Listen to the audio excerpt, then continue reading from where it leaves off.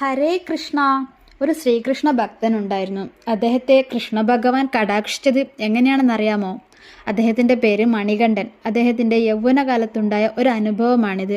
എല്ലാ മാസവും 1-ാം തീയതി അദ്ദേഹം കുടുംബത്തോടൊപ്പം എന്ത് തിരക്ക് വന്നാലും അന്ന് ഗുരുവായൂർ ക്ഷേത്രത്തിൽ വന്ന് ഭഗവാനെ കണ്ടു തൊഴുതു പ്രാർത്ഥിക്കുമായിരുന്നു.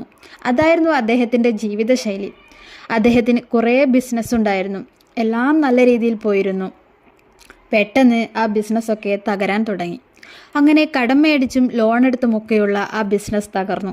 എല്ലാവർക്കും മുമ്പിലും ഒരു കടക്കാരനായി മാറി. ഇനി എവിടുന്നും പണം ലഭിക്കാനില്ല. എല്ലാവർക്കും അങ്ങോട്ട് കൊടുക്കാൻ മാത്രമേ ഉള്ളൂ. എങ്ങനെയാണ് ഇനി ഈ തകർന്ന ബിസിനസ് വിജയിപ്പിക്കുക? എങ്ങനെയാണ് ഇനി കുടുംബം പോറ്റുക? ഒരു വഴിയുമില്ല. എല്ലാം തകർന്ന അവസ്ഥ. വീടിന് പുറത്തിറങ്ങിയാലും അകത്തായാലും കടക്കാർ കടം മേടിച്ച പണത്തിനായി വീട്ടിലേക്ക് വരുന്നു. ഇനി എന്താണ് കടക്കാരോട് പറയുക? എങ്ങനെയാണ് ഇനി മുന്നോട്ട് പോകുക എന്നറിയില്ല. ഒരു വഴിയുമില്ലാത്തപ്പോൾ അദ്ദേഹം ആത്മഹത്യ ചെയ്യാൻ തീരുമാനിച്ചു. എല്ലാം മനസ്സിലുറപ്പിച്ച ശേഷം അദ്ദേഹം രാത്രിയിൽ എല്ലാവരും ഉറങ്ങിയ സമയം റെയിൽവേ പാളത്തിലേക്ക് നടന്നു. മനസ്സിൽ വിചാരിച്ച കാര്യങ്ങളൊന്നും നടന്നു കിട്ടിയില്ല. എല്ലാം തകർന്ന അവസ്ഥ. ജീവിക്കാൻ ആഗ്രഹമുണ്ട്, പക്ഷേ നടക്കില്ല. അദ്ദേഹത്തിൻ്റെ ജീവിതം ഇനി എന്ത് എന്നായിരുന്നു.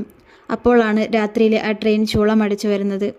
ട്രെയിനിന് മുന്നിൽ രണ്ടും കൽപ്പിച്ച് അദ്ദേഹം ചാടാനൊരുങ്ങവേ പെട്ടെന്ന് അദ്ദേഹത്തിൻ്റെ പിന്നിൽ നിന്നും മണികണ്ഠ എന്ന് ആരോ വിളിച്ചു.